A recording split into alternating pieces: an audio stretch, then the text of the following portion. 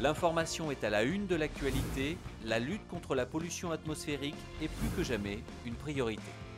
La France ne parvient décidément pas à améliorer la qualité de l'air et à réduire la pollution. D'après une étude de l'Organisation mondiale de la santé, il y aurait 42 000 morts prématurées en France dues à des problèmes respiratoires. Du bitume jusqu'aux nuages, les scientifiques les traquent sans relâche, ces polluants qui empoisonnent notre existence. Dioxyde d'azote, ozone, particules fines, ces molécules invisibles pénètrent dans nos voies respiratoires. Le constat est alarmant. Il ne s'agit pas d'une fiction, mais de notre réalité quotidienne. Il faut agir, et agir vite face à deux enjeux majeurs.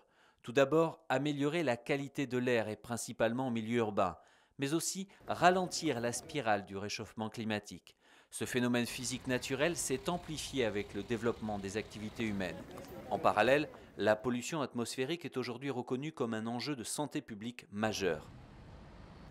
Afin d'évaluer et de lutter contre cette pollution atmosphérique en France, l'État français confie depuis 1995 la surveillance de la qualité de l'air à une vingtaine d'associations Loi 1901 qui constituent le réseau national Atmo de surveillance et d'information sur l'air.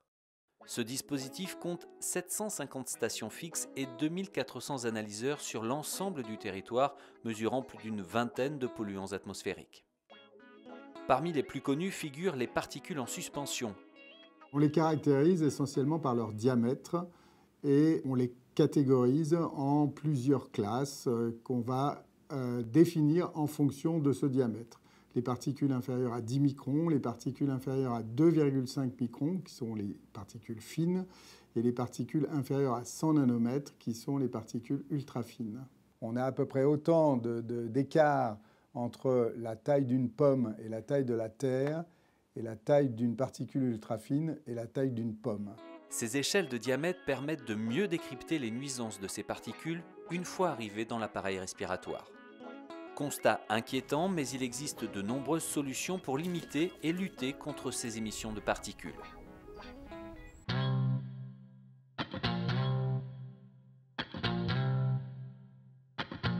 Le bois énergie est la première énergie renouvelable en France qui se substitue aux énergies fossiles, pétrole, gaz, charbon, dont les ressources sont limitées.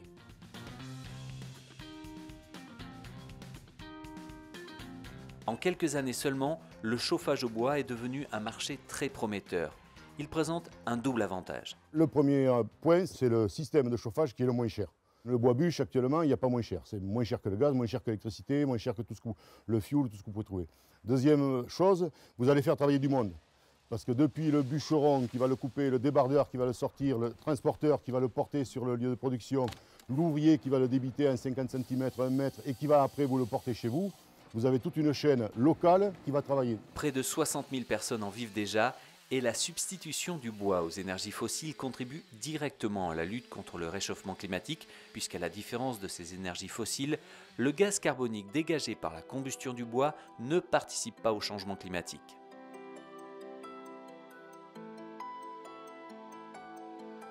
Le bois n'échappe pas pour autant aux règles élémentaires de la chimie. S'il n'est pas utilisé dans les règles de l'art, sa combustion émet divers polluants atmosphériques.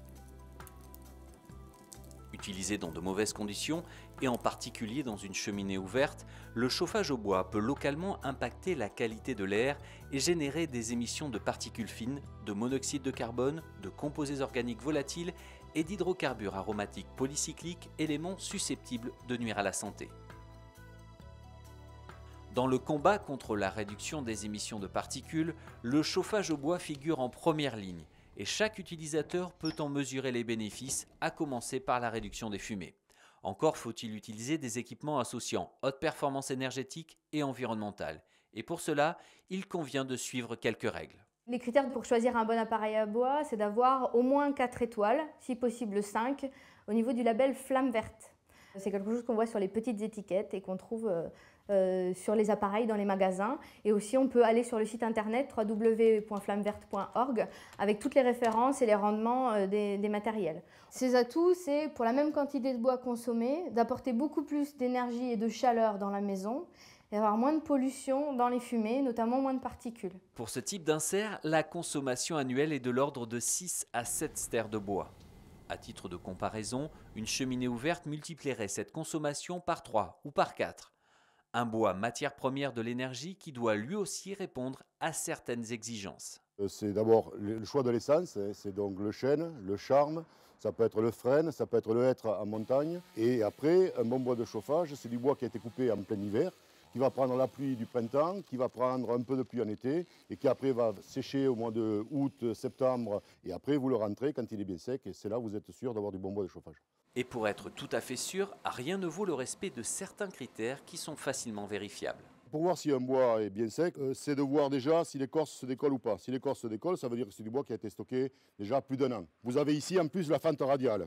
Donc la fente radiale, ça veut dire que le bois est en train de bien sécher et se fend.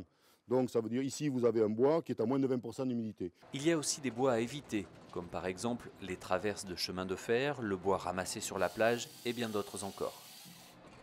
Une fois équipé, il convient de respecter certaines règles d'utilisation, généralement consignées dans les notices des fabricants et qui combinent bon sens et conseils techniques, comme par exemple l'allumage du bois par le dessus en laissant ouverts les différents clapets d'arrivée d'air.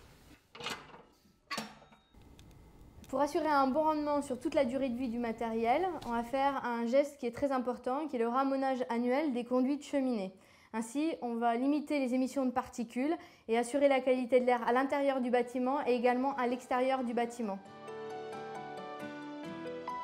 Un plaisir personnel qui s'inscrit dans une démarche plus collective, prenant en compte la qualité du bois utilisé, le choix d'un bon matériel et son entretien.